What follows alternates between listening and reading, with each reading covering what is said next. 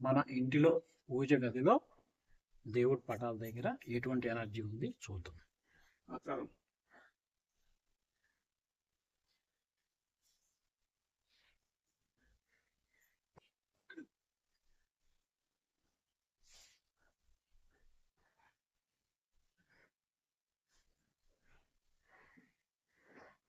చూసారా ఎంత వేగంగా క్లాక్ వైజ్ అంటే సవ్య దిశలో తిరుగుతోంది. అంటే ఇక్కడ బోర్డులతో పాజిటివ్ ఎనర్జీ ఉంది.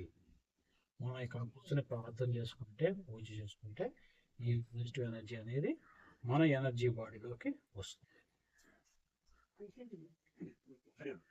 మీరు కూడా మీ ఇంట్లో చాలా మందికి రుద్రాక్షమాలు ఉంటాయి, కానీ దానికి ఉపయోగం ఏంటి, దాని విలువ ఏంటి అనేది తెలియదు. మీరు ఒకసారి ఇటువంటి ప్రయోగాలు చేసేస్తే మీకు కూడా తెలుస్తుంది.